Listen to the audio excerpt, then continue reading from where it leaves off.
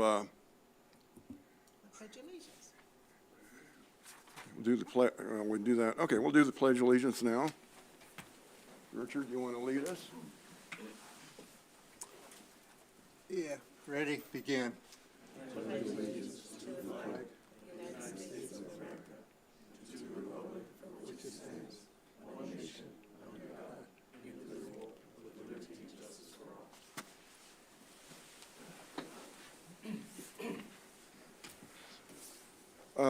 We'll do a quick roll call for what it's worth.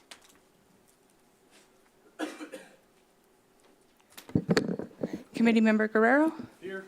Committee Member, or Chair Lopez is absent. Committee Member Torres. Here. Committee Member Wolbert. Here. And the Committee Member Kaplan. Here. Committee Member Bell, out. Rothschild is out, and Basine is out.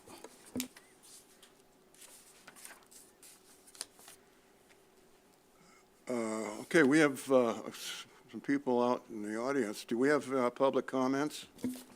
We do. We have Anthony Kim for item number 2, and then we have Raphael and then Eddie Campos also for item number 2 on the housing element. So you want to call them up, or? Do we?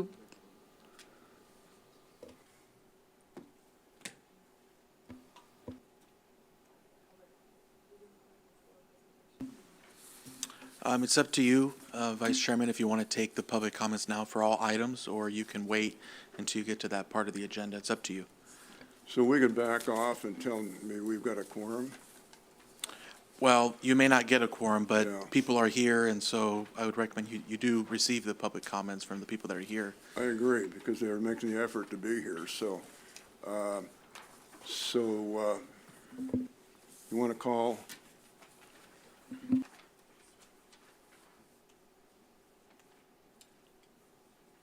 Jessica, you want to call? Okay. Anthony Kim.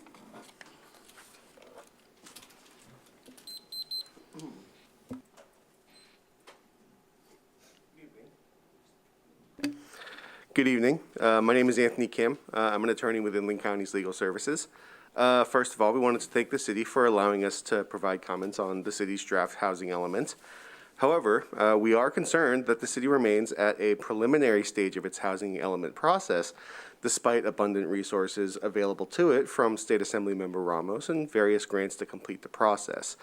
We have reviewed the partial draft of the housing element that the city previously provided to us and identified multiple deficiencies, which we have previously discussed with the city in our correspondence of December 28th, 2022 and January 12th, 2023 concerning the partial draft housing element update. Examples of these deficiencies include, without limitation, an inadequate assessment of the constraints upon multifamily housing, a failure to comply with state law concerning emergency shelters and its density bonus ordinance, and the city's maintenance of its crime-free multifamily housing program.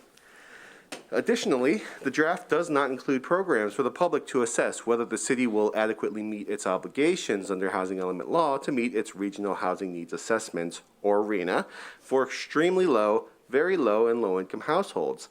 Glaringly, the draft that we have access to still does not include a full site inventory that adequately complies with the requirements under California Government Code Section 65583, subsection C5A, including demonstrating that the sites to be identified would meet the need of the city's RHNA, per Government Code 65583, subsection A3 and A2, and must affirmatively further fair housing as required by California Government Code Sections 8899.50 and 65583, subsection C10A.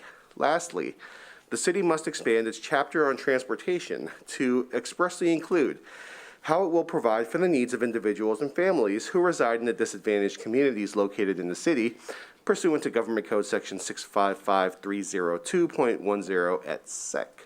These serious deficiencies that I've briefly outlined above affect large portions of the city's population. We urge the city to make these required changes and come into compliance with state law in drafting and adopting the housing element. Thank you. Thank you.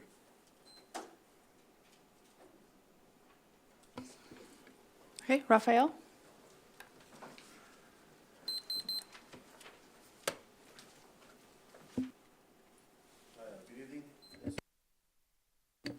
Good evening. This comment is for item number 2, housing element sites. My name is Rafael Lejido. I'm a member and representative of the Southwest Mountain States Regional Council of Carpenters. The city should require the project to be built with contractors that will hire locally, pay prevailing wage, and utilize apprentices from state-certified apprenticeship training programs. Workforce requirements reduce construction-related environmental impacts while benefiting the local economy and workforce development. In a recent 2020 report titled Putting California on the High Road, a Jobs and Climate Action Plan for 2030, the California Workforce Development Board concluded that investing in growing, diversifying, and upskilling California's workforce can positively affect returns on climate mitigation efforts. The South Coast Air Quality Management District recently found that local hire requirements can result in air pollutant reductions. Recently, the state of California reiterated its commitment toward encouraging workforce development and housing affordability through the Affordable Housing and High Road Jobs Act of 2022, otherwise known as Assembly Bill number 2011, which requires projects pay workers a prevailing wage and hire from state-certified apprenticeship programs for projects meeting certain siting, affordability, and development standards. Thank you.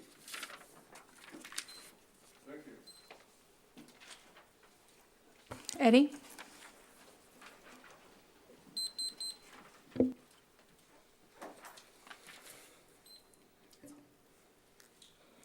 Yes, hello. My name is Eddie Campos.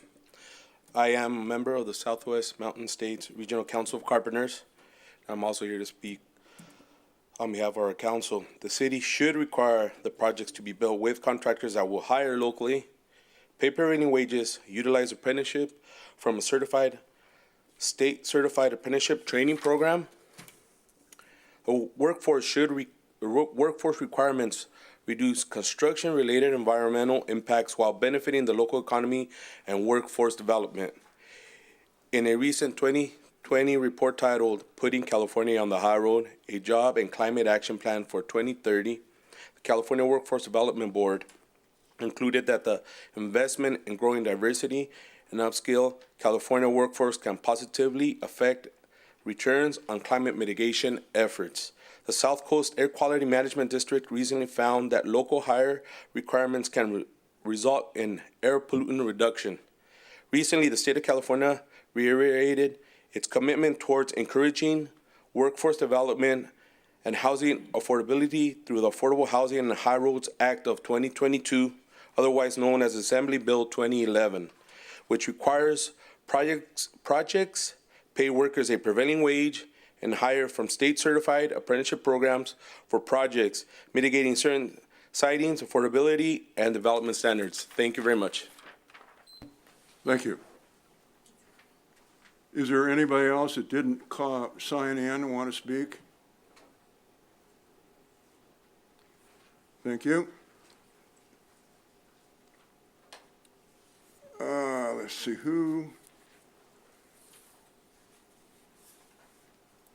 wants to do the introduction comments on the agenda? I'm not positioned to do that. That's just an opportunity if there's any announcements or anything that the chair or you as vice chair would like to comment on the agenda, or anything you want to add to the discussion. No, I don't.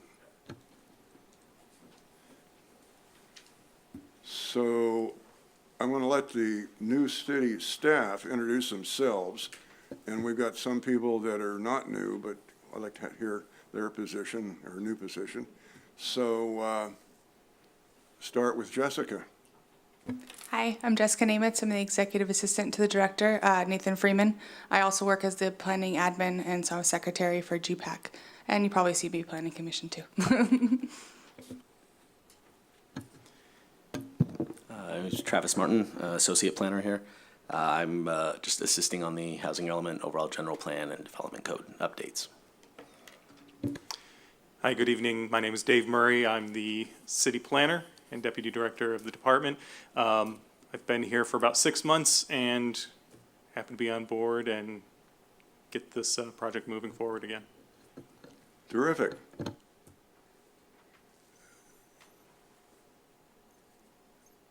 Our legal side, Yes, sir. I'm Albert Maldonado from the City Attorney's Office.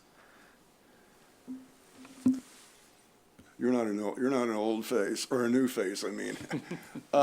Yes, sir. No, no comments. No comments? I'm Mark Hoffman. I'm an old face.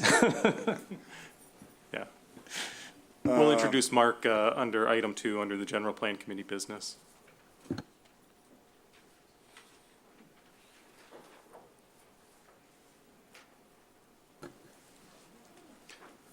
I'm sorry, what?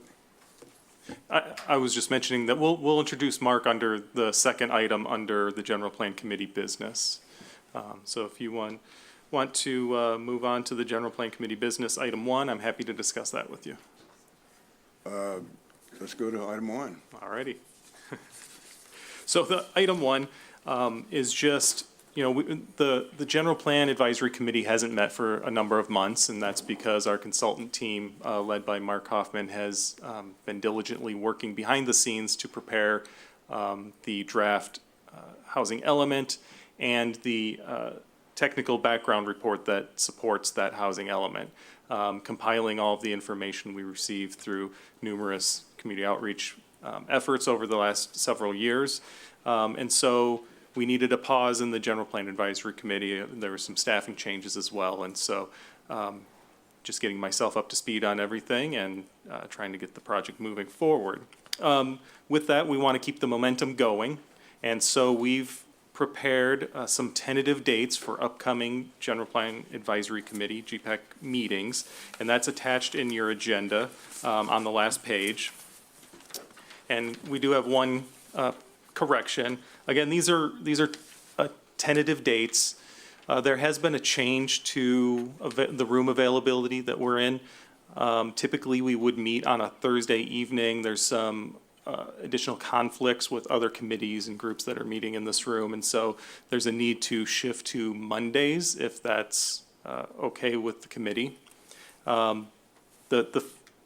If you look at the schedule, you see the first date is today, February 16th, where we will be talking about the housing element, goals, policies, and programs. Then it says March 6th, but we're going to push that back to March 20th. We'll be talking about the land use changes that are proposed with the general plan. And then we'll follow that up in approximately 2 meetings a month going forward while we complete a number of checks and balances of other work that our general plan consultants have been working on related to various elements of the general plan. And so we just wanted to provide this tentative schedule. Jessica will be reaching out to each of you to confirm your availability and just ensure that we have quorum at each of these upcoming meetings. And we just want you to be aware of those. Thank you. To clarify, you just said March the 20th is a meeting? Yes, It's yeah. not on my, When we published the agenda, we were hopeful we could make it to the March 6th meeting, or schedule a meeting for March 6th, but staff and the consultants need a couple more weeks to be prepared for that meeting. so March 20th. March is on. 20th would be our desired date, if you're available. These are all Thursdays then. Is that a Thursday now? Still a Monday? I Yeah, mean, I'm sorry, Monday. yeah, I had Thursday in my mind. yeah. And as I said, we don't need an answer tonight unless you want to give a general consensus among you that Mondays are okay. If not, we can explore other dates if you want to try to stick to Thursdays. Anybody have any comments on Monday? I don't have a problem. I'm okay. I'm fine, unless we somehow, maybe next meeting, find that it doesn't work. We can always make another decision if Sure. we have to. Sure. Okay. Thank you.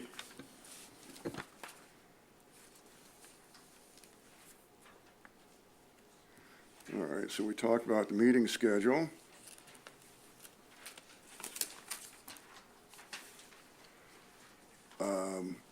Are we going to talk about the item number 2? Yes, sir.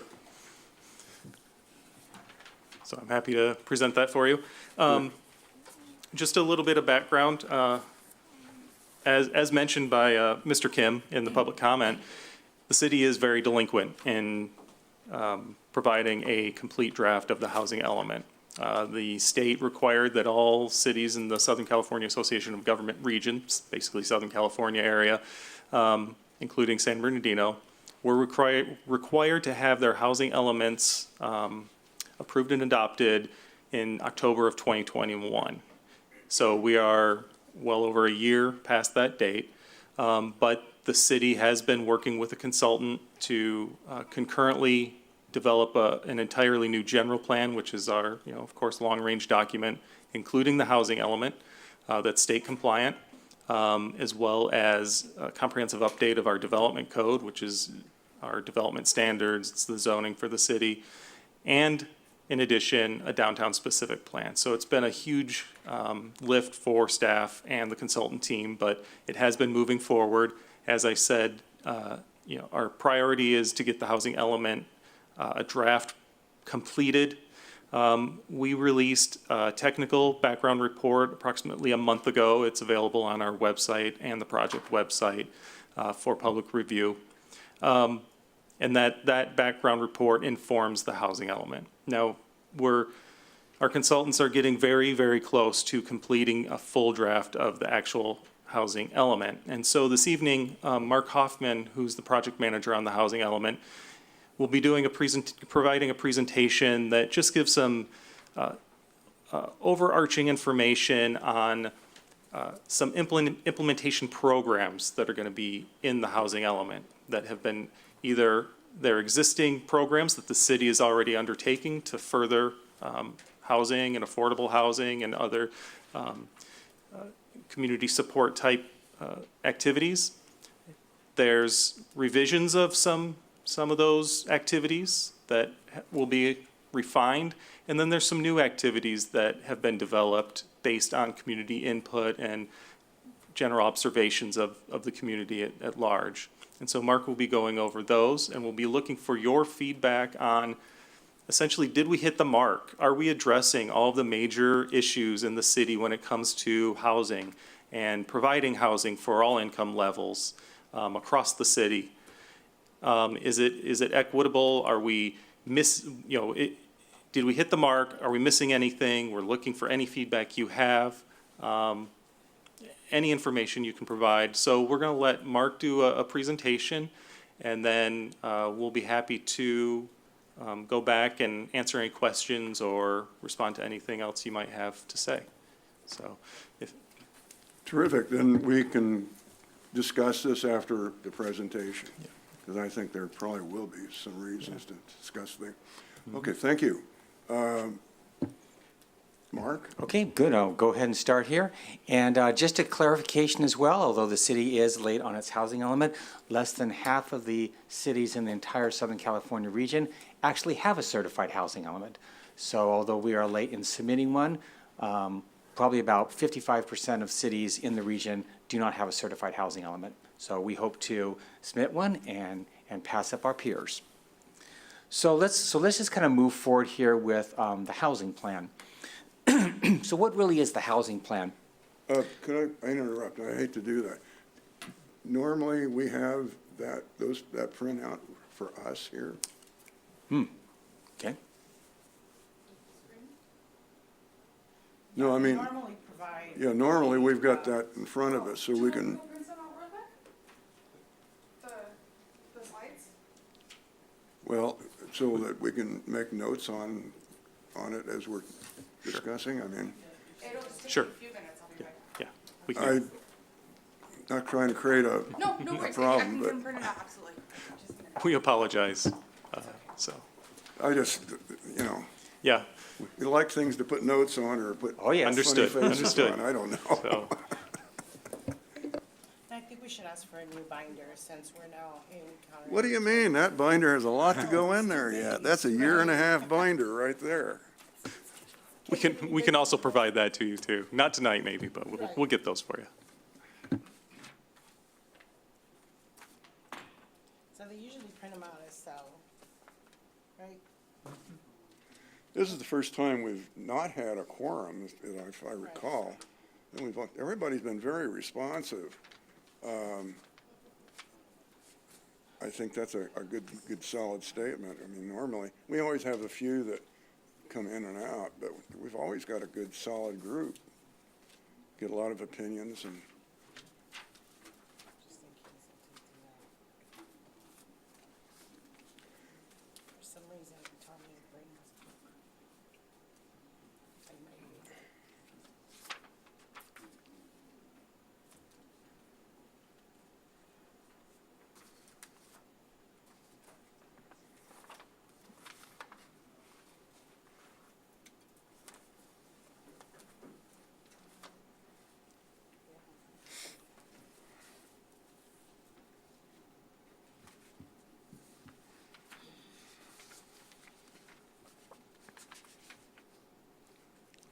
so shall we talk about the weather or?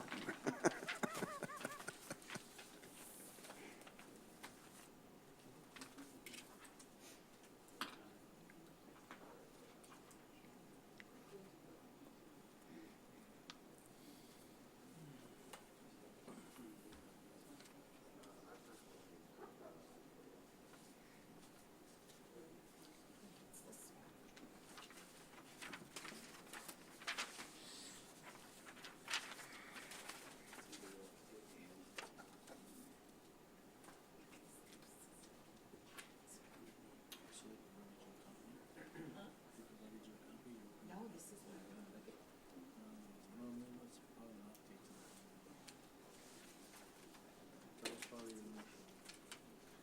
Just in case.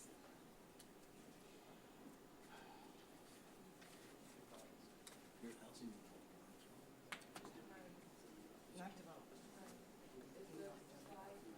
Just marriage. Well, we can print some additional copies, yeah.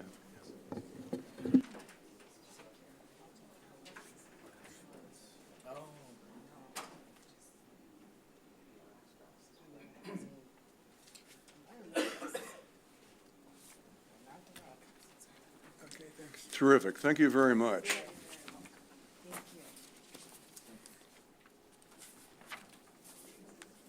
you. Okay, let's start again.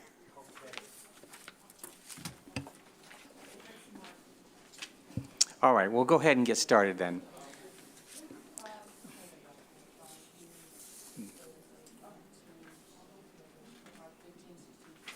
Okay. Okay, we'll go ahead and get started then. This evening, the topic will be San Bernardino's housing plan for the housing element.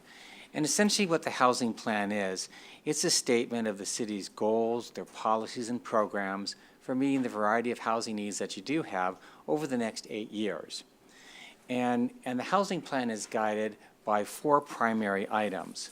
The first, of course, is state law. I think we've talked about this in the past. Housing element is heavily regulated by state law. We want to make sure that the housing element covers all of the various mandates that are required for it to cover. So that's one of the driving factors of the housing plan. The second, of course, is the general plan vision that has already been prepared and adopted. That guides the overall tone and tenure of the general plan, its goals and policies, including those for housing as well, and we want to make sure that they're consistent. The third thing that the housing plan does, it really addresses your local needs. And those local needs are for a broad mix of housing which is affordable, accessible, and of quality for all residents. And then finally, what the housing plan does, it builds off of the City Council's goals and commitment to expand housing options and opportunities for residents of all standings here in the city. So a little bit about the outreach that informed the plan. And I think what we often forget is the outreach on the housing element and housing in general. It's not just the housing element itself.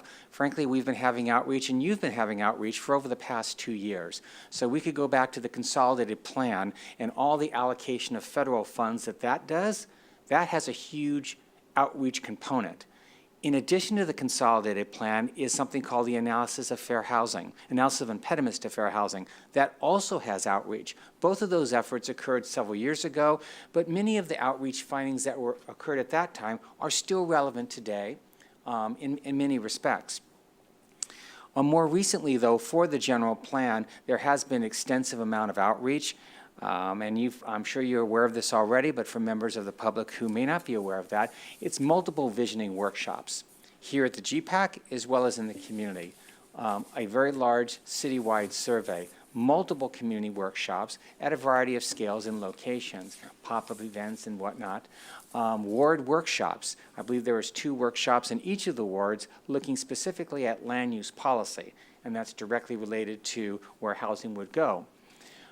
In addition, there's been 3 GPAC meetings, General Plan Advisory Committee meetings, where we've also talked about housing directly. This, I believe, is our 4th. In addition, a number of stakeholder consultation meetings, at least a half a dozen or more, as well as the city, recently, frankly, on February 1st and earlier, there was a city council study session on homelessness and the declaration of a shelter crisis here in the city. So these items right here probably covers most of the outreach, but there has been additional outreach. I've just listed the primary ones that occurred to me, but I think it's important to know a lot has happened, and this actually drives the goals, policies, and programs that we'll be talking about tonight. So when you do see the housing plan, and it's currently being developed, it's really organized in 3 different ways. First, there are goals, and I think you know goals are just broad statements of where the city wants to be maybe in 20 or 30 years. They're aspirational, but they're targets that we shoot for, and those are supported by a number of different policies. And policies are specific statements that guide a course of action. You know, provide for affordable housing, ensure housing is accessible to all. Those are the types of policies that implement goals. Then we have a series of programs, and programs are very specific actions and procedures and techniques that carry out a policy. So a policy might be offer homeownership, or you're aspiring to have homeownership opportunities for residents. The program will be, we're going to look at this specific fund to develop a homeownership program. And this is who's responsible for it, this is how it's funded, and this is our objectives for this particular activity. So they're very specific. And to give you kind of a general sense of the housing plan, there are about 5 or 6 goals. There's about 40 different policies, and there's at least 40 programs. And so you're really talking about a very substantive plan moving forward. Now, we're not going to have time to go over each and every goal policy. There's just too many of them, and you will be seeing those in a number of weeks anyway. But what I did want to focus on is just the programs, because that's really the tangible commitment, the things that the city's committed to or will be committed to over the next 8 years. And that really has most of the weight behind it. And frankly, when we submit the housing element to the state of California for their review, they'll be looking at program commitments. They'll look at policies, they'll look at goals, but what it comes down to is what programs are being committed to. And so, as Dave had mentioned, what we're really looking for is just kind of your thoughts and your comments. How do the programs look based upon what you understand the needs to be in the city? Are the programs the right programs? Are we missing something, or do we need to tweak programs? And we're open to all comments. There's no wrong answers. We're just looking to make sure that we get good feedback and we get it right. So when the draft comes out, it's close enough to the mark, and we can then work on it from there, with some subsequent refinements. So the first general goal is regarding neighborhood and housing quality. And the reason being is rather obvious. If we don't live in neighborhoods and housing which is of good quality and neighborhoods that are quality, it obviously affects our overall kind of disposition and our ability to thrive. And so the goal that's being proposed is to provide neighborhoods of well-maintained homes, public services and facilities, open spaces and recreation and infrastructure that provide quality, safe, and healthful places to live. That would be the first goal. And we have a number of programs, and the programs that we have are really divided into 2 groups. There are existing programs, and then there are new programs. Now, we may have some existing programs that are going to be modified. Frankly, most of them are going to be modified in some way. We have a little R in front of those, and we've included that. In some, we forgot the R, but I'll go over what the changes are. And so I'll go over first the existing ones. In terms of the 4 existing programs, you have a single-family infill program. And we know that there are a lot of infill, vacant, and underutilized lots in and around the city. Frankly, I know you have a number of lots that have gone up for the Surplus Land Act. They're posted on your website, 40-something, and there's many more. These are opportunities to put small residential projects. And so we are proposing to continue that program that you already have, to transfer the infill lots to nonprofits to develop affordable housing coupled with some home ownership assistance. Now, how that exactly works out, there's examples that we're already doing. This is an existing program that we'd like to see continued. I shouldn't say we would like to have it continued. I think it's an important program for the city to continue, and really with not a tremendous amount of change. There will be no more lots, though, coming available. The second program is a crime-free multifamily residential program. And essentially what it is, it's a program that involves a training class of property owners. You have also some education on how to put crime deterrent features into apartments, as well as active participation in a neighborhood watch. It also involves a lease addendum agreement. We indicated on our earlier drafts that the major change to this program will be the lease addendum agreement. That needs to be changed due to some kind of changes in fair housing law over time. We'll be working to make modifications to that lease agreement so it is compliant with fair housing law. The third program, code enforcement. Now, most cities, frankly, all cities have a code enforcement program. I'm sure you know what it is. The primary change here is that when the city was going through bankruptcy and coming out of bankruptcy, there was only about 5 code enforcement officers to cover the entire city. And frankly, that is, there are cities that are 50,000 people that have more than 5. The main change here is that code enforcement staff is increasing 5-fold.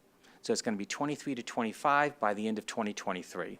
That allows you, of course, to catch up on some of the backlog and deal with some of the issues that you've wanted to deal with for a long time. And so that will be the primary change. Sure, there's going to be some emphasis, but the key issue there is the city's in better financial shape and can increase staffing by 5-fold for code enforcement.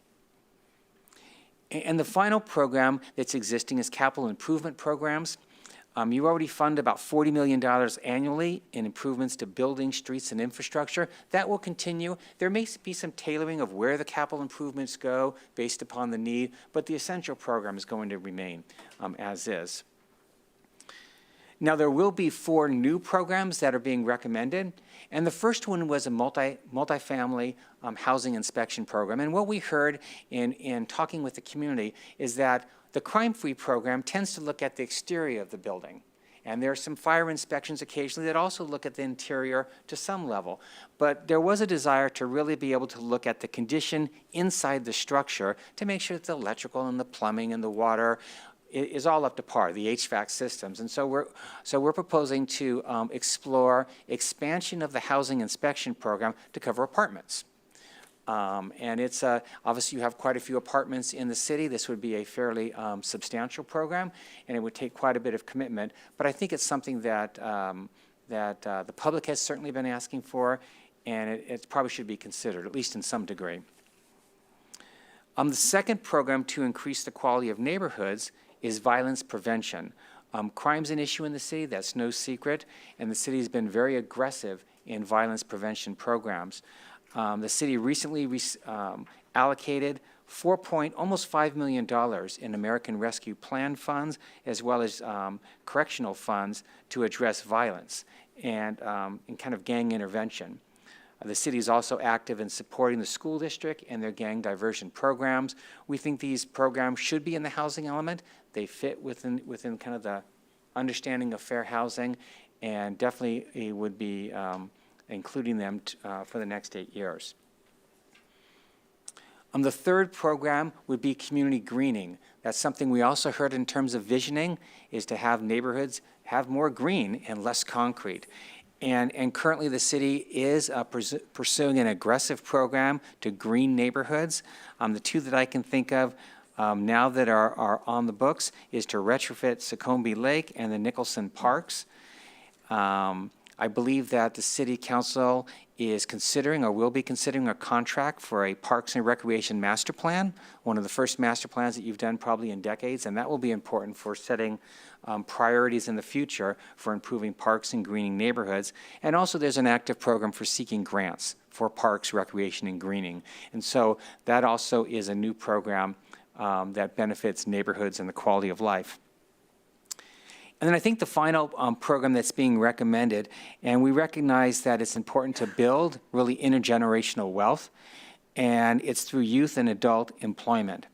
The city's going to be expending $5 million in American Rescue Plan Act funds for businesses that are underserved and have been adversely affected by COVID, as well as an additional $4 million to hire trainees under the California Youth Jobs Act. Those are very significant initiatives that are that will be undertaken over the next number of years. So those 8 programs at this point constitute kind of the first bucket of programs for Goal 1. All right, we have a lot more, so I hope you've written some notes. We can always go back and ask and answer as many questions as you have. So let's go to the second topic, and this is housing constraints. The goal really is to reduce, mitigate, or remove governmental and non-governmental constraints to housing production, housing maintenance, improvement for all residents. And really this is based upon state law, which requires the housing element to address and remove, to the extent possible, constraints for your housing stock. There's also 8 programs being proposed. 4 of them are existing. The first one, regulatory incentives. The city already processes a number of different incentives for housing. Sometimes it's lot consolidation, lot mergers, minor modifications and exceptions, plan and restock, but it's basically ways to make development happen on lots which aren't perfectly sized. The second program is a density bonus ordinance. The city has an aggressive density bonus ordinance, and especially for senior housing.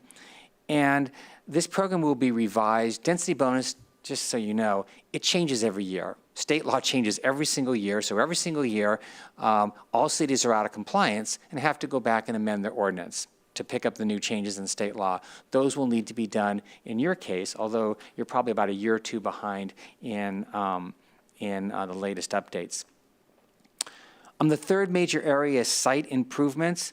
The city does have requirements to underground utilities, add medians and whatnot for certain types of residential projects, but there are provisions where the city can waive or modify or defer some of those improvements in the cases of affordable housing. So for example, for the Waterman project, I think it was either Crestview or one of the other developments, some level of undergrounding of utilities was required, some was not.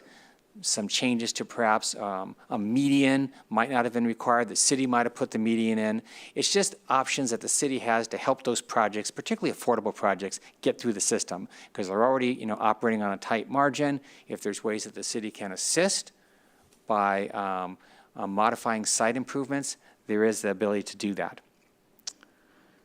And then finally, the Surplus Sites Act. You can probably see on your website now, you have a map with 40 different sites that the city owns. Those are going out with an RFP process. Affordable developers can respond to that, whether they're interested in those sites for affordable housing. There are also many, many more surplus sites that are going to be distributed over the next year. That's an existing program, but it will be expanded because more sites are going to be coming out. So some of the new programs that are ongoing, and Dave alluded to these already, is along with the general plan update, there's a comprehensive development code update, probably one of the first ones in a number of years, revising development standards and permitting processes to facilitate the production of housing. It will be extensive, and we're already identifying areas for change, including many that are caused from the housing element. We want to make sure that's reflected in the development code. The second new program is a development fee study. A comprehensive fee study is underway. The purpose is just to make sure that fees approximate the cost of service. So the city is not necessarily subsidizing services unless they decide to do so.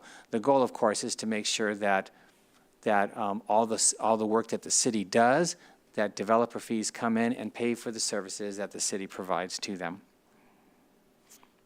The third new program is permit facilitation, and it involves a couple things. One is the city is reconfiguring office space to provide a one-stop shop for permitting. That's to make things easier for developers and more efficient for city staff. Also, the city will be reviewing conditions for permit issuance and developing a streamlined review process as required by state law. So really, permit facilitation will be, let's make permits easier to get, let's have a one-stop shop, and let's make sure that we have streamlined processes wherever we can.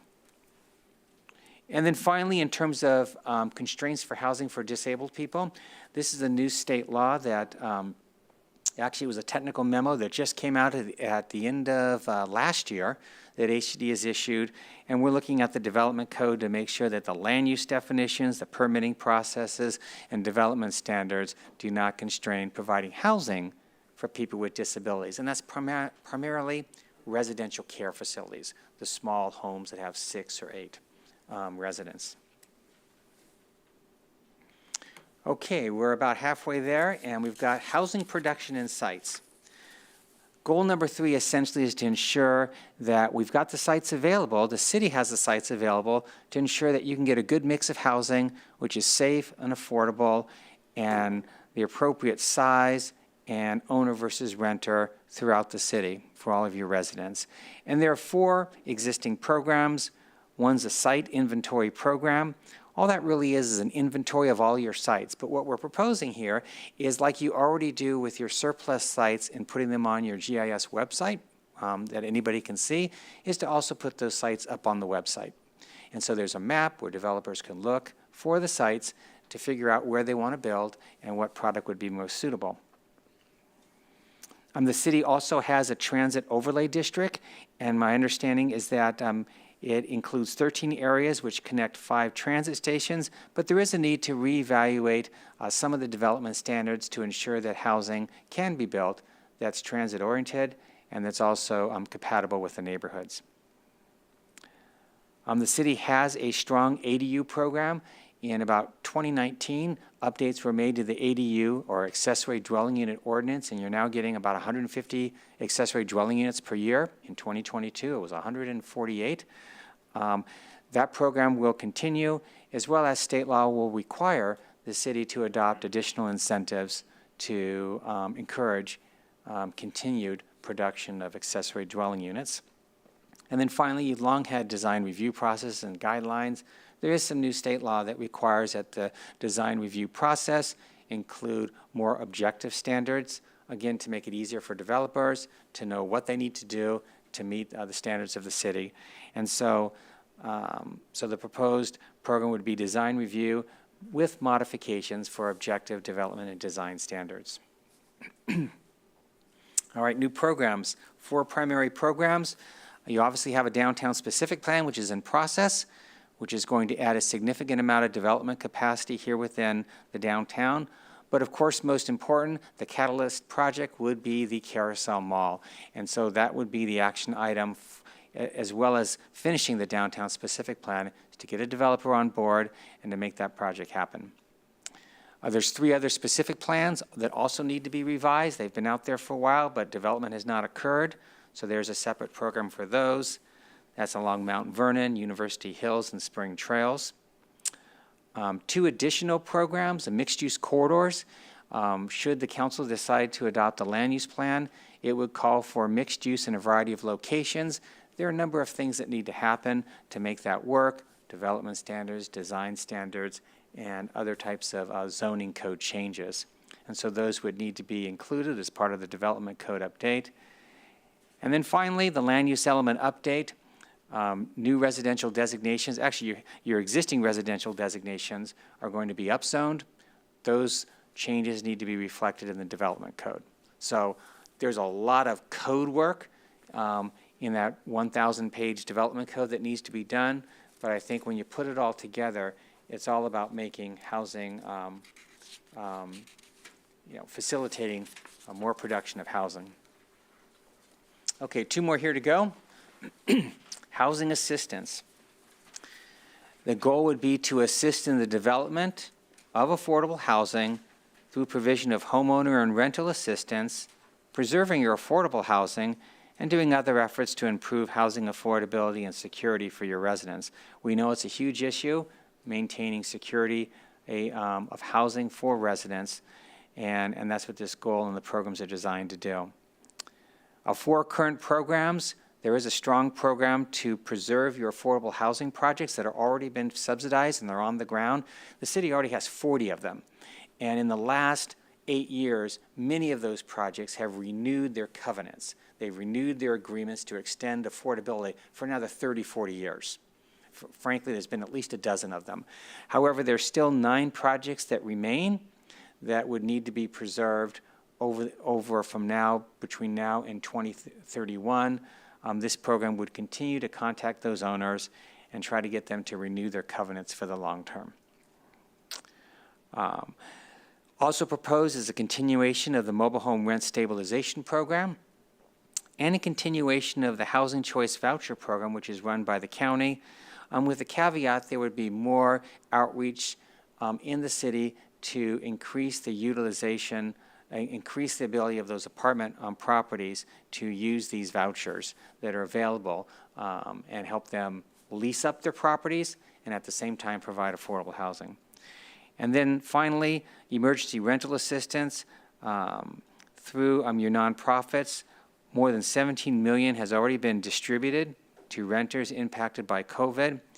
The funds currently are exhausted, but city staff and the housing staff, the new housing staff, would be looking at ways to augment that fund as funds become available. So a lot of money is being spent right now for housing assistance.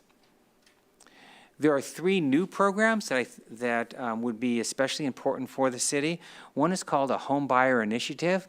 And recently the Aspen Institute, they prepared something called the San Bernardino Playbook. It's kind of a high-level plan to inject funds and get funds from the state and federal government into the city so you can build infrastructure, build housing, modernize transportation, broadband, et cetera. And they've called for a $15 million initiative for home buyership assistance.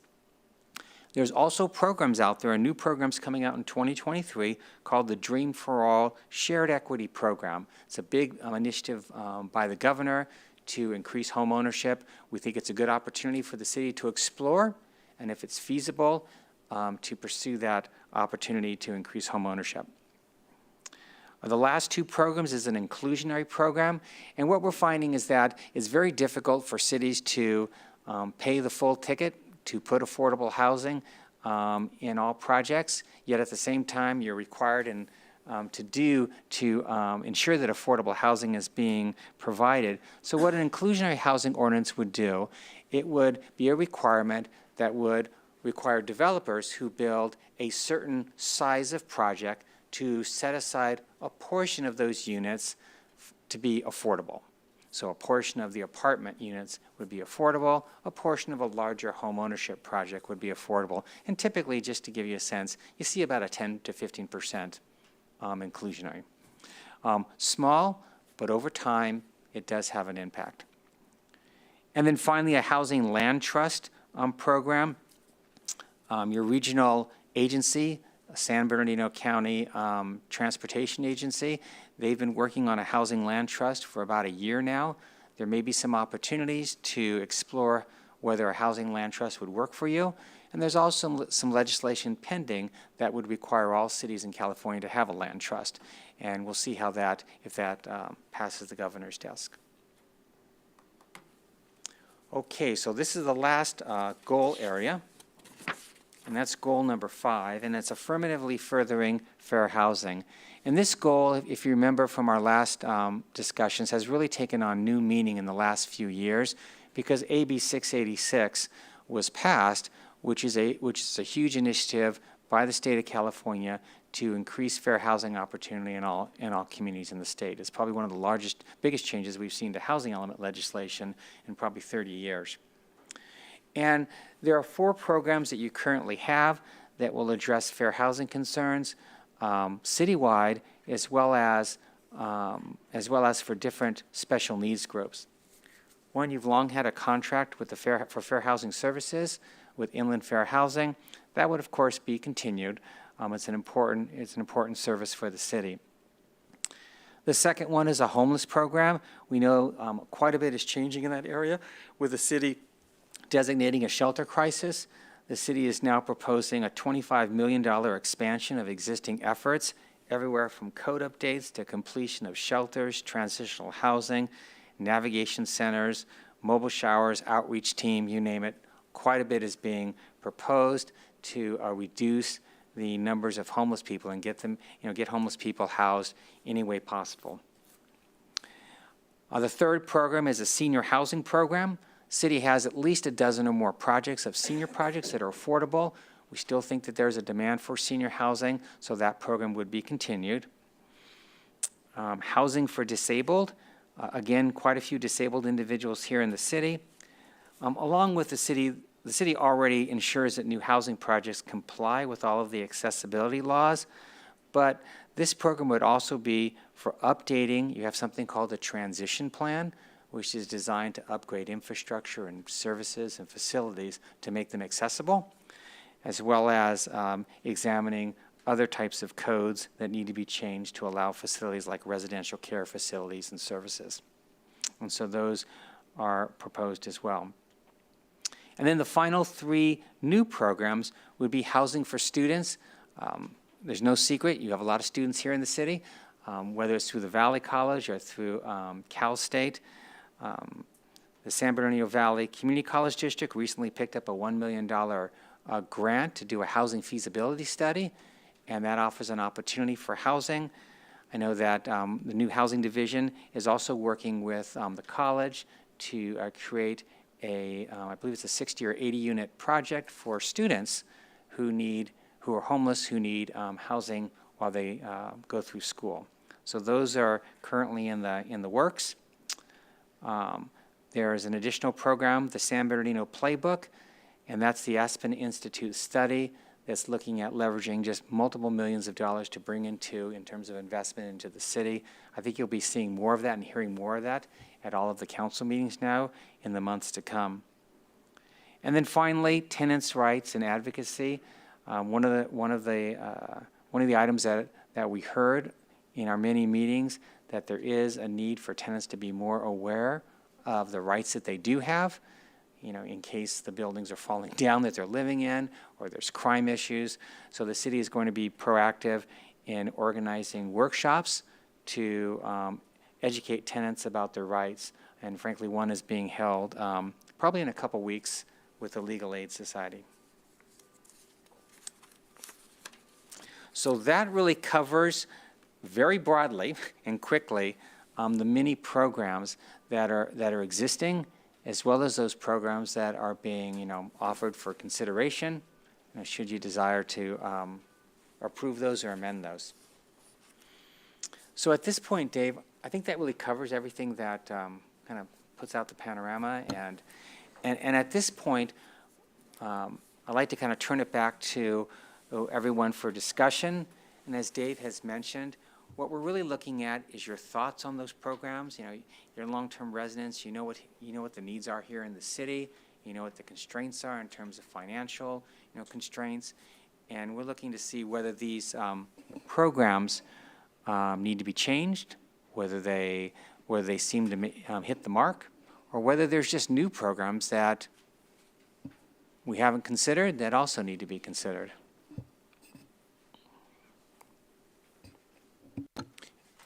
Thank you, Mark. And just to also just back up a little bit and remind everyone that we also have the Regional Housing Needs Assessment, and that's our allocation from the state of how many units we have to accommodate in the city.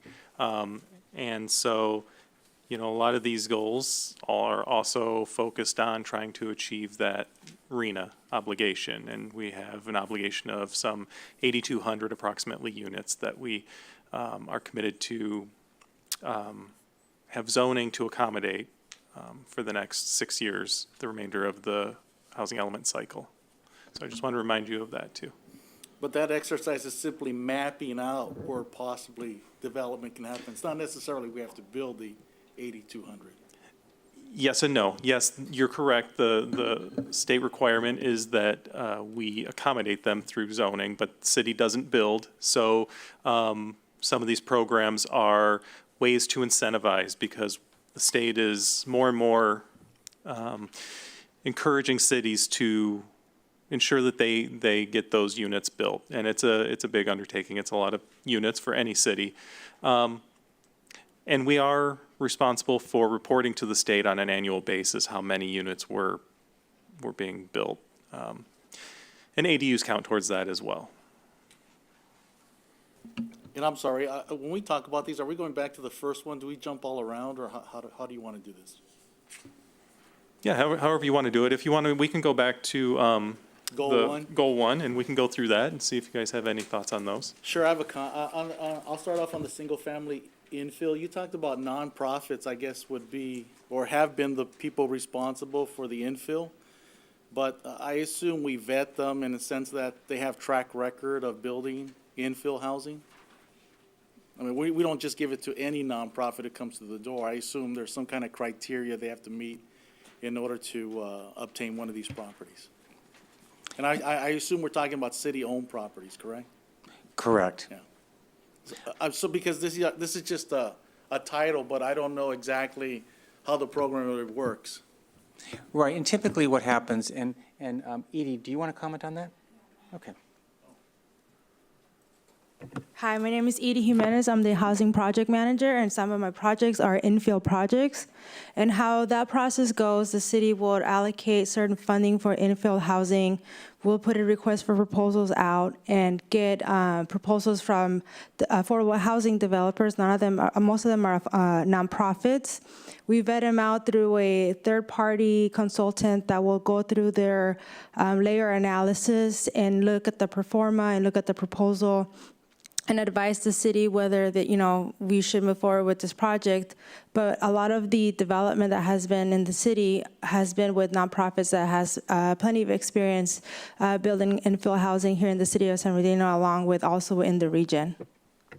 And I assume then there must be some kind of an agreement that it's affordable for 55 years? Yes, so there's an agreement. So whenever we do an infill project, we present that to our city council with a master development agreement.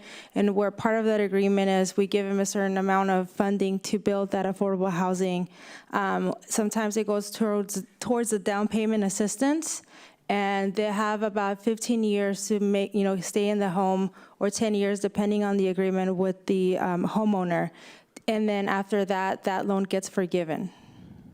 And I assume the homeowner goes through some kind of first-time homebuyer training and gets some kind of certification? So, correct. So part of that infield program, they have to be vetted out by a lending company that the nonprofit uses, and they look at their credit, first-time home buying, that they have some of their own funding available to put towards their home. So the nonprofit developer will ask for 3% of the down payment, and then the nonprofit will come with some down payment assistance. And I assume we have some kind of equity scale tied into this agreement? And what I mean by equity is, let's say the new owner decides to sell in 15 years. And the house, it was valued at $200,000, now it's $300,000. Yes. But it would seem that the city should benefit to help another family in the future. Yes, so part of that, we get a certain funding back, so it's called reconveyances. So we have to go through a system and a program. So if they decide to sell the property, then they will, part of that goes into their title. Then the title company will reach out to the city because there is a lien on the property for the down payment assistance. And then that funding goes back into more programming to put out towards helping other first-time home buyers. Okay, so there is a mechanism, because what I've seen before in the past with cities is they just don't have the mechanism or the city staff in order to monitor these agreements. And when people leave, the cities don't collect the equity, by the way.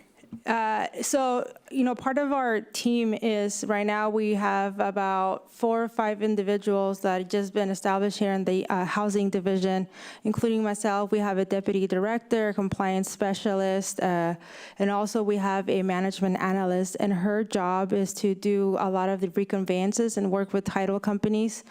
So she's answering the phone from title companies that, are currently homeowners that are in escrow to be selling the properties that were part of the program many years ago. I'm sorry, I don't want to take up the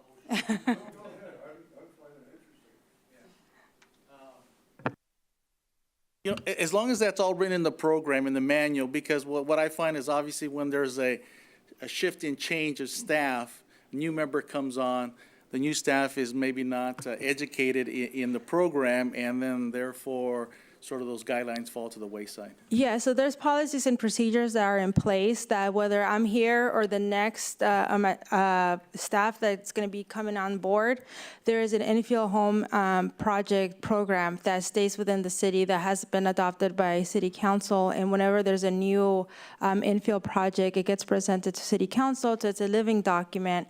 And whenever the escrow closes, that down payment assistance gets recorded against the property. So it's technically a lien, and it carries on until the property goes on sale.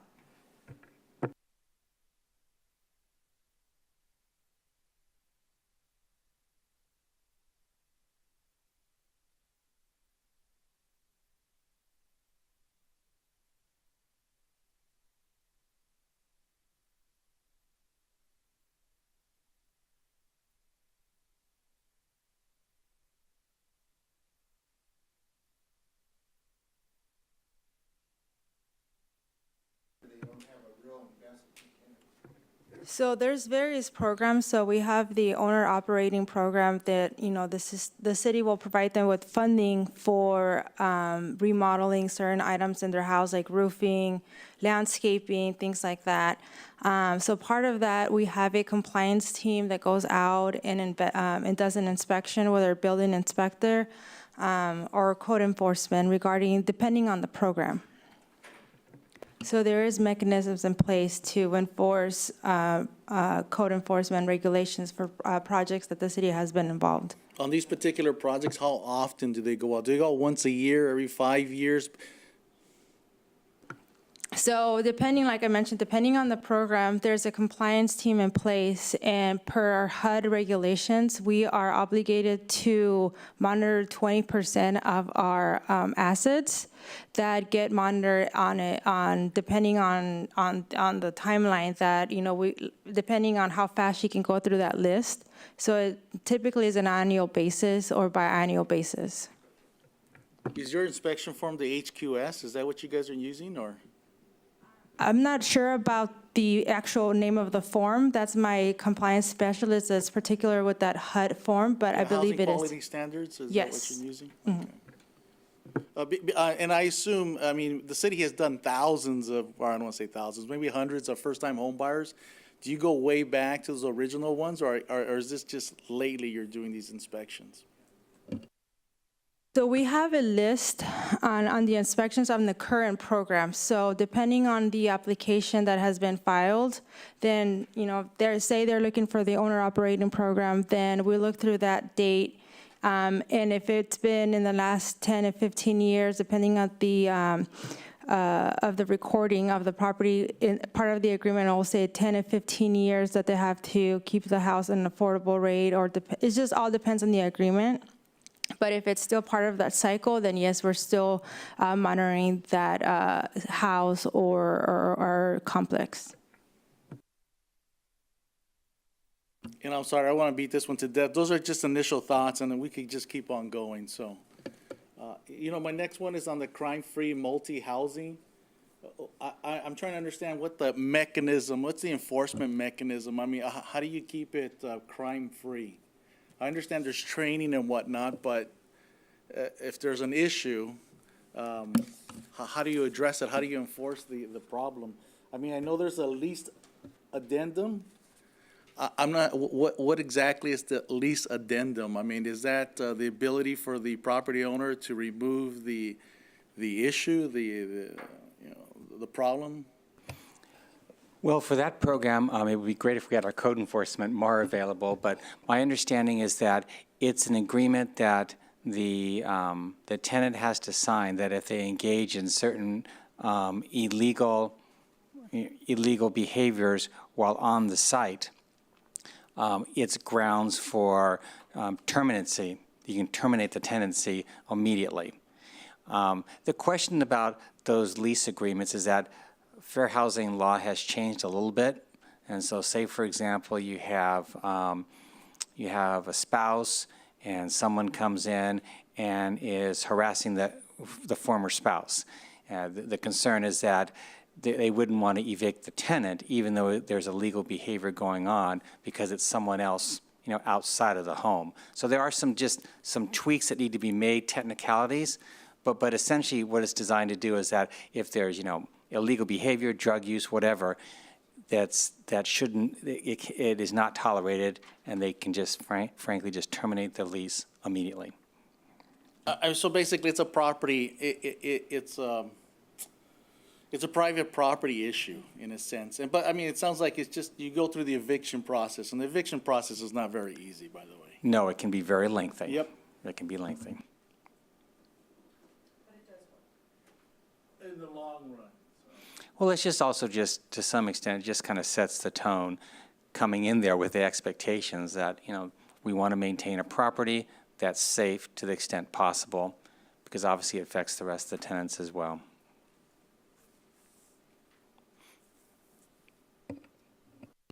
And on your code enforcement, I guess that's the next one online.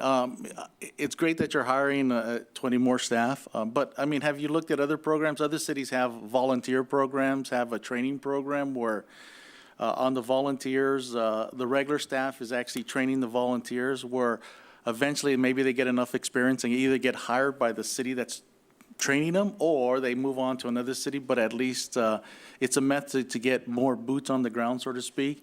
And that was the volunteers. And then the training is the same concept. They come in, they're not actually being paid or employees of the city, but again, it's a training program with the hope that maybe perhaps ones that really learn the system get hired on by the city, because obviously they're getting to know the city and whatnot and so forth. So, I mean, if you look around, a lot of cities have these types of programs. So. Well, I think that's something that can be included. I'm just thinking of kind of a program that's like that is implemented by the city of Pasadena.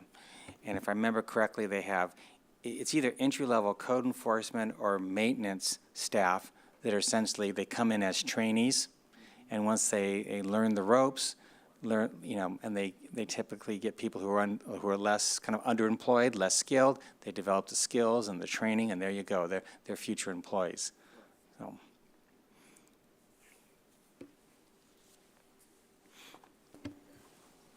The lady at the podium just stepped up. That what you described is a giant, I hate to use the word balloon, that's the word today, but who is this? I mean, what you described is a tremendous amount of responsibility and a lot of, a lot of people. And I mean, who is this? Do I make sense? No, sorry. Are you talking about our staff, or are you talking about the program? What in particular are you referring to? Well, you went through a whole series of. So we have, so for each program, we have a compliance specialist that she has a list of properties that she has to monitor to ensure that, she's following the HUD regulations. And then we have our management analyst that she makes sure that she monitors all the reconveyances. So we have a team in place, as well as we have consultants on hand that are also helping with the organization and the accountability of all the different programs that we currently have. So do we have this on staff now? City? Yes. We So, do. yes, so in the last 6 months, our department has hired a compliance specialist, we have a senior management analyst, we have an analyst. I'm the project manager for programs and housing development, as well as we have a homeless coordinator. We have an RFP out currently for a homeless outreach team. We have a team that is currently growing to make sure that all these programs are monitored and keep growing and keep attracting affordable housing development to the city. That's terrific. I didn't, it seemed like we're always understaffed and under whatever, and so this is quite a department. That's a department, right? Yeah, so we're part of the Community Economic Development Department, and our division is homeless and housing. And in the last 6 months, like I mentioned, we have a deputy director that oversees housing and homeless. So I'm the housing project manager, and like we have hopefully, and you're going to see a homeless outreach team that's going to be going out to the community and reaching out, sharing resources, connecting our unhoused population with resources and hopefully housing as well. What you described, I can understand. Go to a couple of our local neighborhood meetings, and people are asking questions and questions, and what you've just described, I'm going to say that hardly anybody knows about, as far as in the city. It's just not known. I mean, Right, and that's kind of our goals here, along with our Mark and our planning team, is to be out in the community and start sharing the resources. We're going to start working and sharing that information in our website, to start giving out, what we do have available, start using social media to share some of the programs that the city is currently doing. If attending city council meetings and posting some of the programs into the website so people can see it, even if they're not able to attend some of those meetings. is there a simple type of printout, if you will, like I could go and then get printed and then go to the local meeting stuff, I can hand them out? Because people don't know. They don't have a clue, including myself.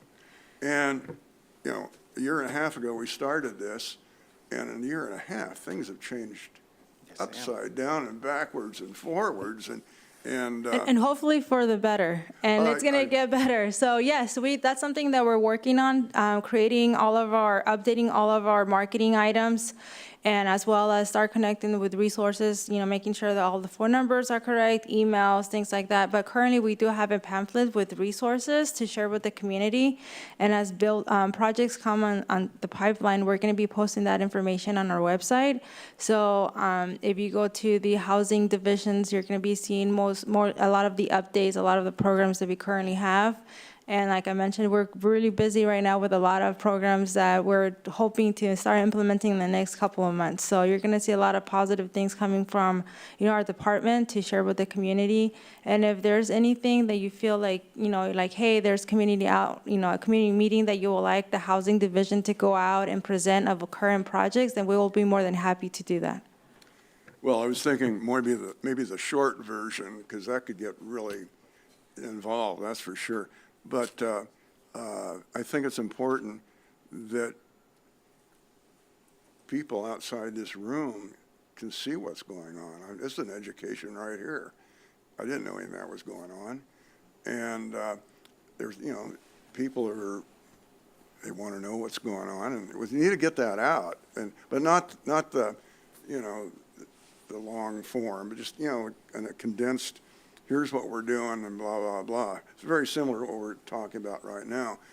And that'll really get people interested because, a lot is, well, I don't have to tell you, not just, since COVID, everything's changed.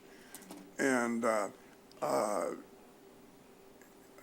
all the, just everything, it's amazing. How do you Yes, that's keep something up? definitely we can start working and having a small marketing item and we're upcoming projects and resources that we have that we can give to community members to share with other community members as well as with our contact information. But Yeah, that'd be a great help. And many times, well, one of the groups I'm around, that if you get them going, they're gonna wear you down to the ground. You don't want that. But just, just keep it, what do they call it? Keep it simple, stupid, so you understand. Very easy. You can go from there. That's my thought anyway. I'm impressed. Thank you. Thank you. I have a question for you. Now, is this programs or the programs that you're just now discussing, are they going to be discussed in bilingual, in Spanish as well? I'm hoping that will Yeah, so transmit. that's something definitely that I personally, being bilingual, that I would like to start implementing a lot of the programs in Spanish and English, especially like the workshops that we're going to be hosting. One of the, we're going to be partnering up with the Legal Aid Services of San Bernardino. It's a tenant workshop, so our tenants know their rights and how to assist, get help from our local nonprofit with any legal tenant rights that they might be disputing, as well as offering those classes in Spanish. That is great, thank you.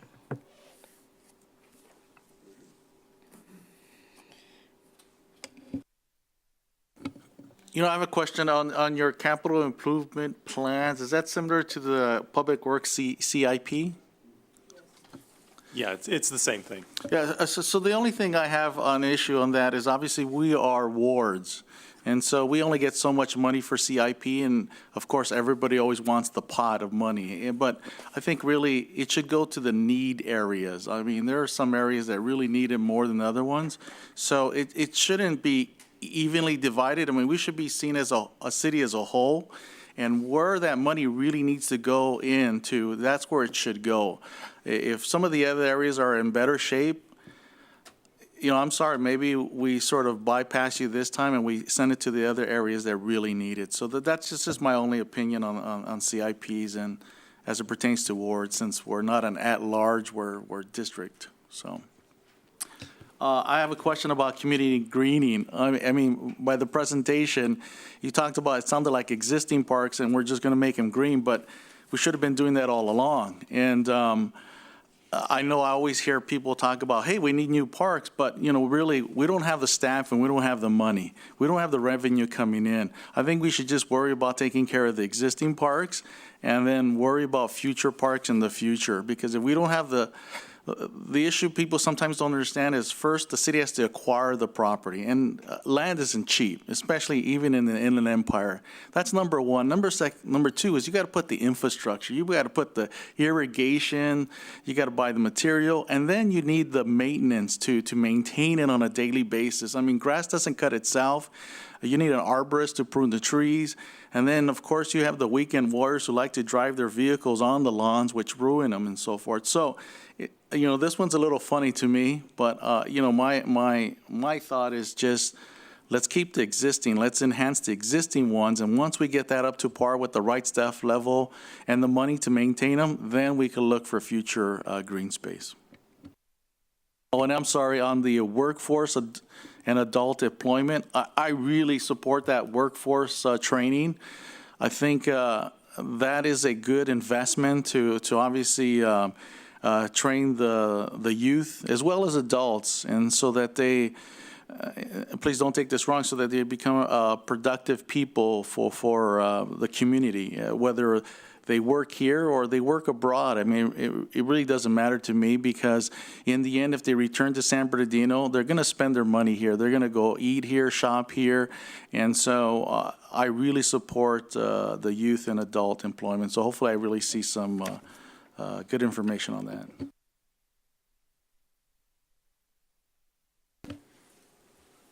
I like what I hear. It's terrific, but it all has to do with money. I see dollar signs. It's all over everything, and money's getting tighter. And who knows? It's kind of a crystal ball. And I mean, everything that was brought up is money. Staff. I mean, you name it. How Well, I think fortunately, a lot of the programs that that we've already mentioned, many of them are grant-funded. The grants have been secured, or you have the American Rescue Plan Act funds that the city's actually received. So while some of these would need additional funds, so for example, a multifamily housing inspection program would need to be funded, and typically it's done through like, there's like an annual fee that's paid by the property owner. Many of these other ones, the money's there, and it's a matter of just gearing up and spending it in the right place. And so the code enforcement, the violence prevention grants, the community greening projects, a lot of those are grant, for the youth and adult employment, all grant funded. And so there's got to be a really strong group of folks here in the city that are bringing in the dollars, and they are. You know, along the same way, I think that you sort of hit something. I think when you look at these, they're great, but a lot of times they're one-time funds. And what happens is we all run out and create a program and we think, great, we get the funds. But then next year, we don't have the funds to run this program. And so I think when we develop these programs, you have to look at it long range. You look at it at 1 year, 3 year, 5 years, 7 years, staff level, funding, where the funding sources. You have to look at this longevity because these all sound great, but in the end, if you can't support them with staff and money, they're just useless things on paper. And so that's just one thought when you lay these out, is really lay it out in terms of staff and where the money comes from. And hopefully every year, council will budget these items. Yeah, and I think really the intent is, yeah, some of them are big goals, right? But it's important, I think, to have this as our roadmap. These are the programs we want to implement that will be the biggest bang for the buck. And again, some of the programs are existing, they're continuing. And so the city's already, has it budgeted out on an annual basis to continue these programs. Some of the new ones, they may take a couple years to implement because we have to seek out funding. The housing element we have 6 years left approximately in the housing element. And so, there'll be a range of implementation timelines that you'll see once this is completely developed and fleshed out, where there'll be short-term implementation tools that we can implement right away, that we already have the resources, and we can move forward, and others that may take a couple years, more long-term goals to implement. So we understand that, but yeah, like I said, it's important to have, when we do come upon money, have a plan for how to use that. So we're ready to hit the ground running. When funding becomes available, we can submit an application for that grant and be the most successful. I have a question here. Well, actually, it's not a question. I really love these new ideas. I think firsthand in the housing environment, they are a must-needed program.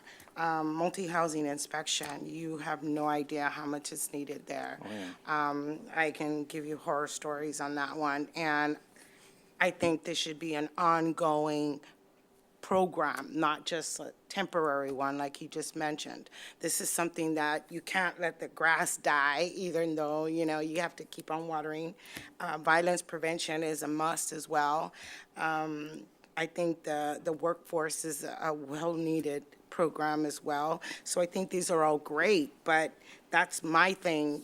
They're only temporary, We need to have more structure into our city, something that we can rely on day by day. Don't have to worry about our inspections, having to have landlords just rent out units or homes to families that they're in really bad condition.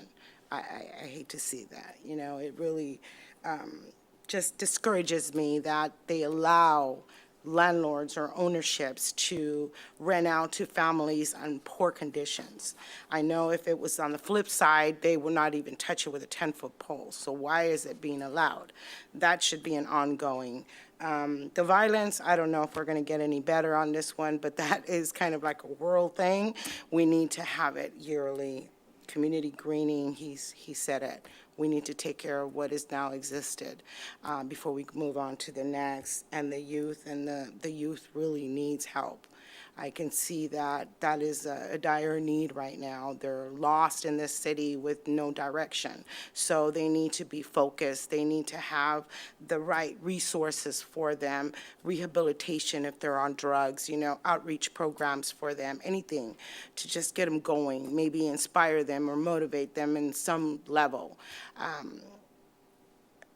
You know, all of this, like you said, seems wonderful, but my fear is it's going to come one year and it's going to be gone the next year, so there we go again. So if we can create something where it's going to be consistent and not having to have one year when you're not, you know, odds and even, it doesn't work that way. Our city needs full force, it really does, and we need to shake it up, put it upside down, clean it out.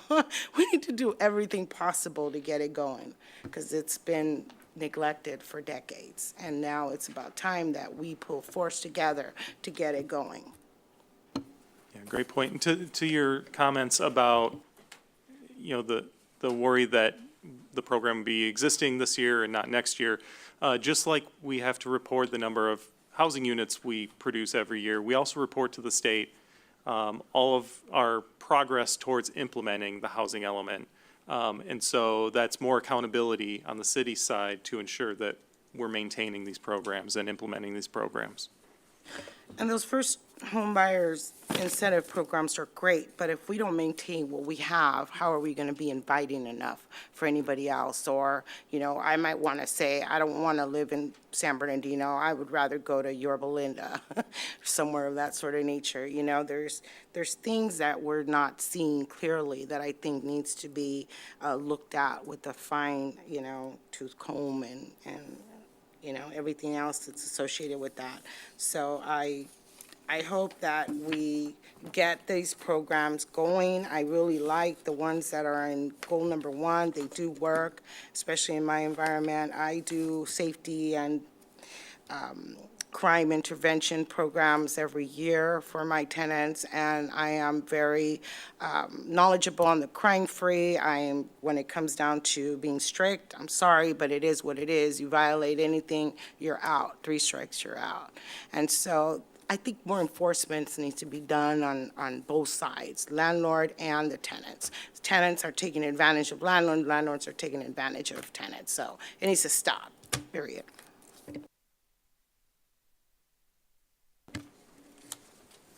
You're talking about grants. I've a little bit of experiences that I heard someone one time tell me that the best person you could have on your staff is a good grant writer. And that's a fact. So I hope we've got people who can write grants, right? I mean, there's a lot of grants you're talking about. You know, it takes, you got a grant, I don't even know what I'm talking about really, but a grant writer you just don't pull off the street, and they're highly sought after. They take a lot, they require a lot of money too because they get it. So I hope we're looking at some part of that. Yeah, absolutely. The city does have a grants team that is responsible for that and coordinates with the other departments when grants are available and vice versa. So yeah, absolutely, you're right. It does take, you know, it's a full-time commitment to procure and track those grants. And they're the ones that sniff out the money too. I mean, it's amazing. I mean, when you think of the projects like the Waterman Gardens, all of the rehabilitation of those projects, multiple millions of dollars, tens of millions of dollars in grants, and from the federal government, and from the state of California, and from the nonprofits, even the healthcare agencies. I mean, there's a very aggressive team out there that has acquired, you know, tens of millions of dollars in grants. So. Terrific. It's Because money terrific. is not going to get any easier No. to get.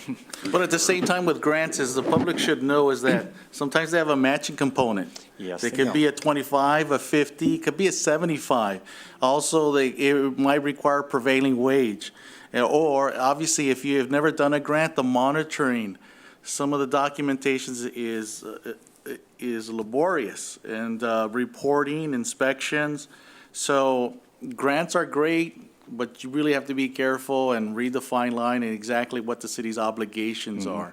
I mean, the best grants obviously are are no match, right? But still, there's still a monitoring of one type or another, so obviously just always keep that in mind when it comes to grant writing. Do we have any other questions or comments? Vice Chair, we may have some public comments. I'll leave it up to you if you want to pause at each one of the goals and see if there's any comments from the public. I agree. We have a pretty good audience here tonight. We don't on our side, but is there anybody in the audience that would, I'd like to keep it to like a 3-minute session, or otherwise it could take forever. Please speak your name. Hello, my name is Miriam Nieto, and I am with Just San Bernardino. I have a question in regards to I know you guys mentioned the playbook, right, and that there was some housing elements that you guys were looking at. What specific project in regards to affordable housing are you guys looking at in the playbook? And also, that's the first question. Second question, how is the zoning, and I know that I don't think you guys do the zoning here, right? But how does the zoning affect a lot of the projects that we have here? And what is the status with that in terms of like some of the projects that we have seen here?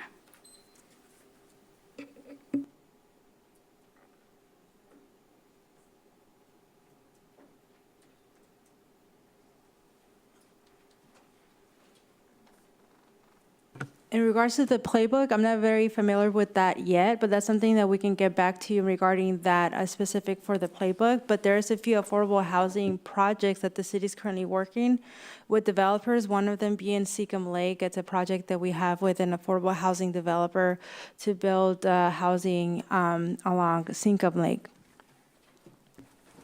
And as far as the zoning question, for city-owned properties, there's, we primarily look at residential zone properties for residential projects, but occasionally there will be city-owned properties that are zoned something else, and we have to go through a process. It's ultimately the city council's authority to amend the zone of the property, and so we would process an application for that, and we would work with the affordable housing developer on that process. But the zoning in the downtown area has not been done yet, right? So some of these projects that are being done in the downtown, how will that be affected? So right now, there is zoning downtown, but we are going through an update through a downtown-specific plan that will provide some more flexibility for residential projects. But generally speaking, there is some opportunity downtown currently. So if a project comes forward to us, now we have to abide by the current zoning for the downtown area, which is a number of different zones, largely commercial, but there are some opportunities. And in cases where a rezoning is needed, we'll walk them through that process. But yeah, the downtown-specific plan is envisioning more of a mixed-use, walkable environment for the downtown area. Okay. Thank you. Mm-hmm. But if I may jump in, so I assume that the zoning, whatever the zoning is today, and the zoning gets changed in the future, all those existing zonings will then be existing non-conforming, right? The uses would be allowed to continue even though the new zone is placed on top of it.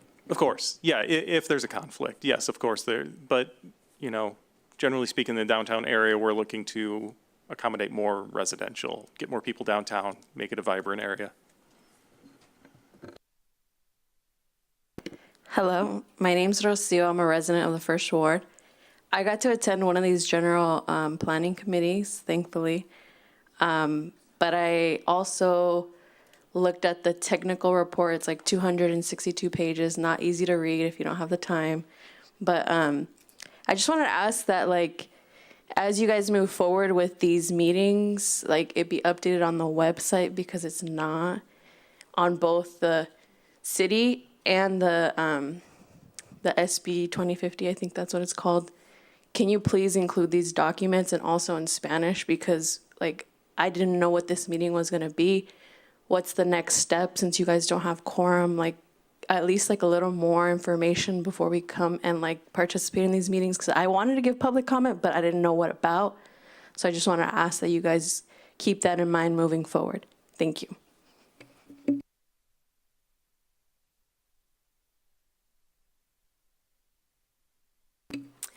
Good evening. My name is Celine Perez. I'm with the Inland Empire Labor Council as well as the coalition Something Better for San Bernardino. And just a couple of things to flag. I know that you were mentioning for code enforcement having trainees, and I think that's great for career pathways and development. And I do want to say that instead of having volunteers, that there are opportunities around workforce development dollars that we can use funding from the state. That wouldn't be additional city cost as an avenue, but also looking at the policies around, and I know it was mentioned the Carousel Mall and other ordinances around housing. We do think that the best way, we're trying to address a lot of the issues that's flagged here, is how do we create standards in our city that projects include community benefit agreements that would address some of the community greening as well as housing, but also workforce development. And that we know our need in our community, that even setting the standard with the Carousel Mall of having at least 25% affordable housing and a community benefit agreement can really set the standard and lead by example of what we want to see in our city. Thank you.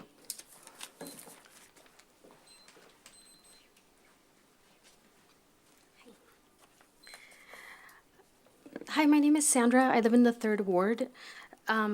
I'm sorry, Mr. Mark, I didn't catch your last name. Hoffman. Hoffman, okay. On goal number 5, the last one, you mentioned what says tenant rights and advocacy. You mentioned that there will be workshops in about, did you say 2 weeks? Yes, and I think, Edie, can you refresh my memory? When will the workshop be for tenant rights with the Legal Aid Society?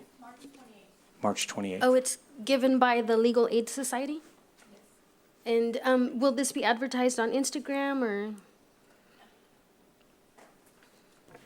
Yeah, so we're going to be promoting this via flyers. We're going to go out to the community and do a little canvassing as well as doing social media posts, and hopefully other organizations will share the message. So the first one's going to be here in downtown at the new Studio D building. And following that, where the hope is to start having various workshops throughout different wards on a quarterly basis. So the first one will be here. The second one, we're still looking at the different locations. So we have collaborated with them to host minimum 4 this year. Oh, thank you. And a while back, I don't remember when it was, the city council said that they were going to tax homeowners that rent out their homes, like who live in other states or other cities, when they're renting out the entire house. But I don't remember them mentioning, let's say it's a large house and the landlord lives in the house but still rents out several rooms. Does that mean my time is up? Oh, sorry. I was like, oh no. And so, so during these workshops, if you could also touch on landlord responsibilities when the landlord is in another state, but also when the landlord lives on the property. Because when I search online, I can find information about landlords that don't live at the property, but I can't find information about landlords who live on the property. So I'm sure the laws are different, and I can't find it. So, but thank you for having those workshops. Okay, that was it.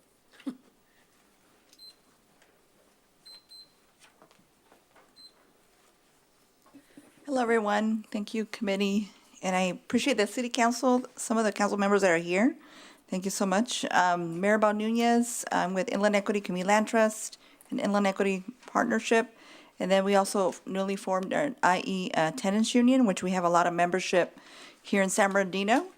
And I wanted to mention definitely hiring. I agree with my former colleague here about code enforcement, like hiring people, because it's a lot of work that needs to happen to follow up. And I think for us, we see a lot of violations of landlords with tenants not complying. So there's just not enough code enforcement folks to go out there. So if they're paid, maybe would be a little bit more efficiency there. The other thing I wanted to mention is that there was something there to maintain the mobile home rent control, and I really would recommend that there's a citywide rent control to do more than what the state is doing. You may or may not know, just getting calls all the day, I'm like trying to listen and I'm getting, calls from tenants from all over the Inland Empire. And so a tactic now that the COVID protections are over, there's a tactic that landlords are doing is, saying that, they didn't get enough rent or some kind of excuse. And so to kick out the tenants so that they could bring in new tenants to raise up the rent, right? And so that's very, one of our tenants, Deborah Harmon, said, it's a civil rights issue that we're facing here and we need more support on these issues. In regards to the tenants, event or training, March 28th, that's great, Legal Society. But I will say that there is some limitation with some of the nonprofits here because they don't do group consultation, or there's always restrictions because they only get federal funding. So there's more need for the city to use funds or whichever to get, to do more trainings or to get stipends for residents, different stewards across the city, or resources for lawyers or paralegals to help with some of the documents, because it's just not enough the infrastructure that we have right now. So we need more tenant services. And then also more economic assistance as well, because there's always this issue that the landlord might be out of state. And so if the landlord doesn't agree when we were doing, and we saw the issues with the rental assistance, why not give the money to your constituents, the residents that live here, for extra support? And they spend money here locally, so that helps the city. And you don't have to go through a landlord or anything like that. And then one thing that I do want to agree with my colleague here that mentioned about the website or just more notice. I know I didn't know until last minute.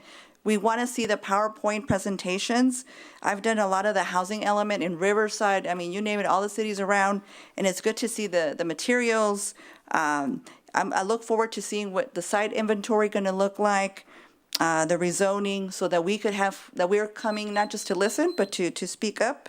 And so thank you so much for your time, and let's do a good job next time too. Thanks.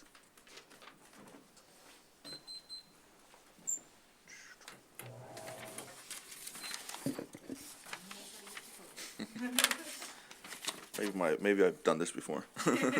Marvin Norman, I am a resident of the 7th Ward. I just had a couple comments based on the notes I was jotting down on this wonderful paper version. I don't see your name, so I can't name you, but I was gonna agree that your idea of spreading the CIP around to the places of most need is definitely good, and I would say the city is not aware. Take a look at Oakland DOT. They have a good. They did this for their repaving program. They took a equity lens to it and are applying it to the places that have been under disinvested for decades. So they're I think it would be a good model maybe to kind of do around here. I know I've also brought something up with my councilman, which is that the other end, once we do it, to make sure that it's not undone, because I know my street got repaved a couple years ago, then immediately they came in, started trenching and doing pothole and fixing stuff or whatever, and now it's full of holes again. So hopefully, once you pave it, it would be good for the city to also put in place a trenching moratorium, so that if that trenching is done, or if that paving is done, it's not undone within, before it's even dry, cold, pretty much. Other comments I had, the inclusionary housing, I would say, why stop at just the big projects, do it on all projects. Jurupa Valley recently passed a similar ordinance, and as I understand, they're rolling in, everyone's going for the fee option, so now they suddenly have more money for their affordable housing programs. So it would be good to do the same here, although it is, of course, better to see that if there are the big projects, that they are actually providing the on-site. So if everything is going to just going for a fee, maybe the fee is maybe a bit under and could be raised a bit, but that's all that could be figured out in the fee study that was also mentioned. And it looks like, and also in terms of the greening, I guess it's kind of related to the housing, is that of course we are sprouting mushrooms of warehouses everywhere. So obviously this is a housing element plan, but it would be good to see some sort of way to stop the warehouses from sprouting up next to homes and parks and stuff that is taking over. Thank you.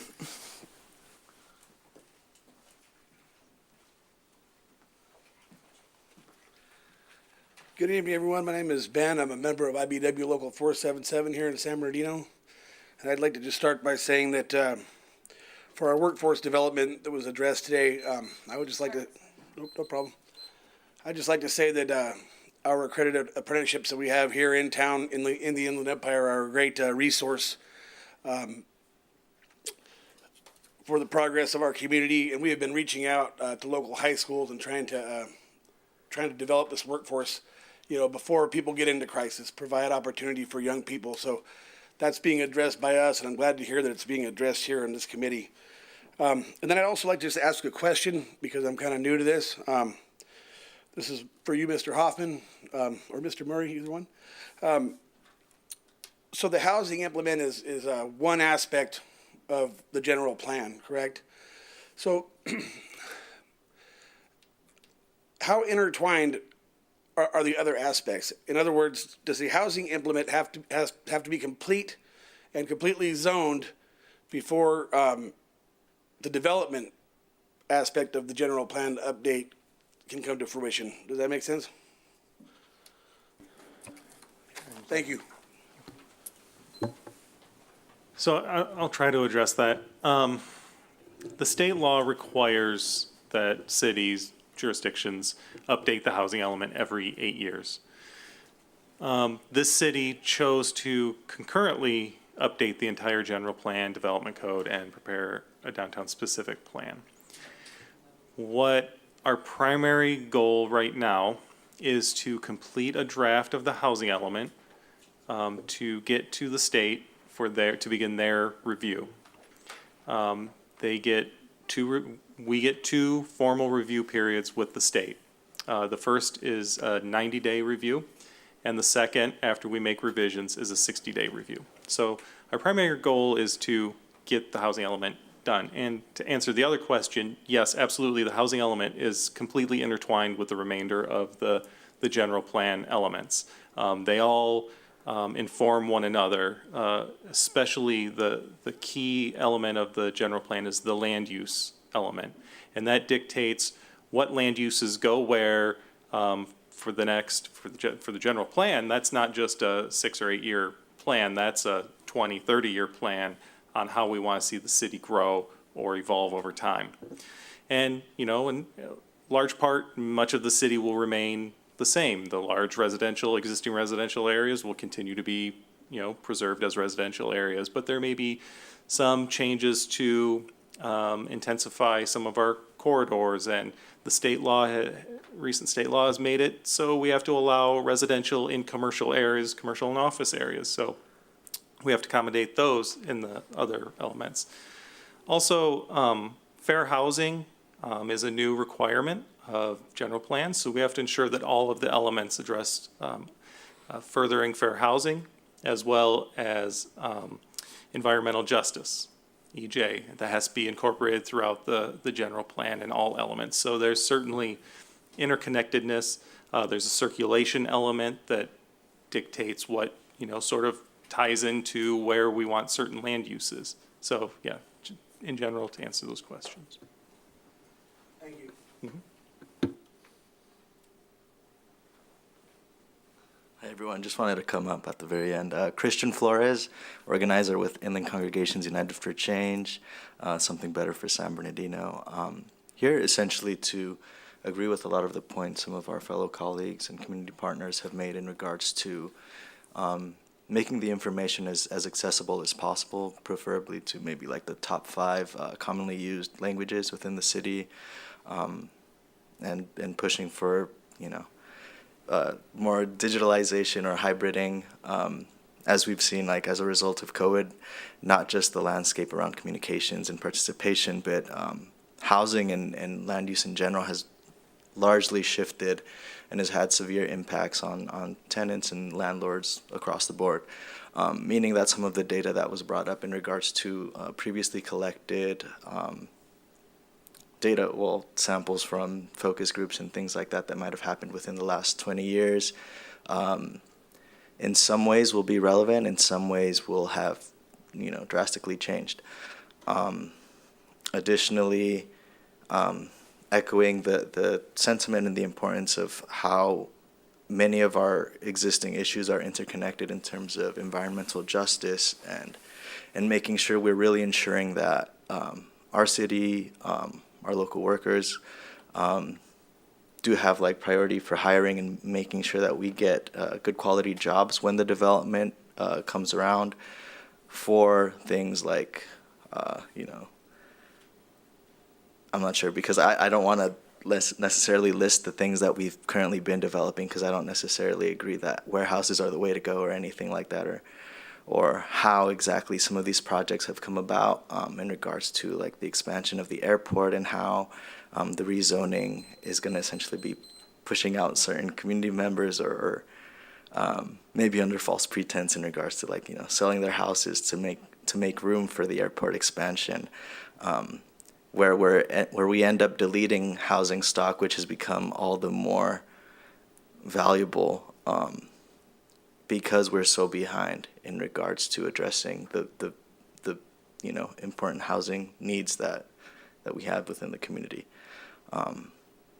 So, yeah, I think we can also, I also applaud that we're going to be having more tenants' rights workshops coming up, and that's, I know, like, the first step moving forward, and hopefully we can, look into tenant protection ordinances or ways to basically strengthen or make more accessible even the policy language and how our tenants can really protect themselves or our landlords can protect themselves and make sure we're actually doing good business from both sides. Thank you for your time.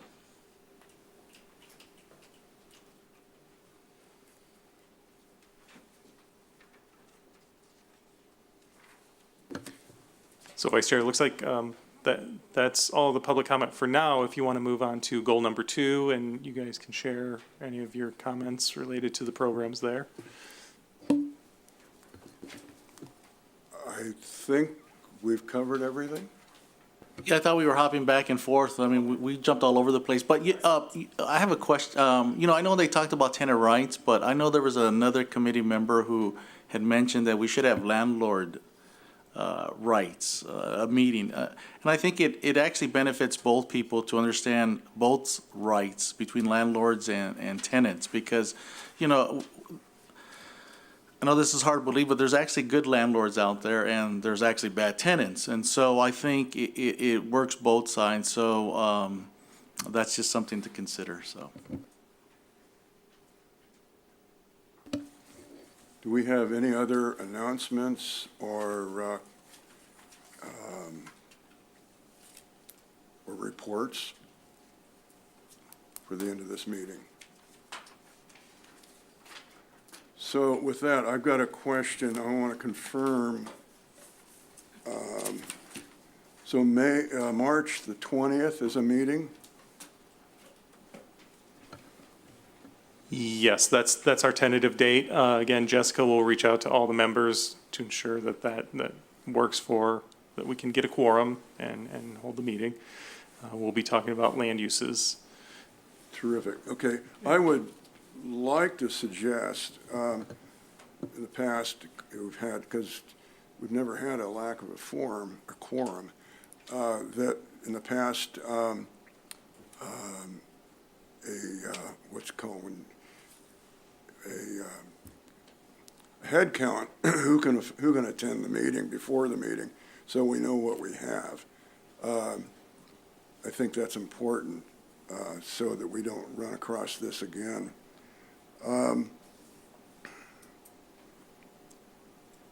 So let's see. So with that, I don't think we have any more business to cover. I think, from my perspective, for being shorthanded, we cover a lot of territory tonight, from from, you know, the people here. They're interested, and that's good to see. It's really good to see. We don't see a lot of that. Yeah. So it's rather boring at times, but it's good to see. Thank you. Yeah, if I may, I'd also like to thank everyone that showed up and provided comments. I took copious notes as well as from you. I just thank you for all of your input. Everything was great input. That's exactly, everything we heard is exactly what we need to hear. And I do want to just mention next steps for the housing element. Within the next month, we plan to have a draft housing element available for public review. As I mentioned on the website, the technical reports are there. That's just sort of dry technical background information that inform the housing element.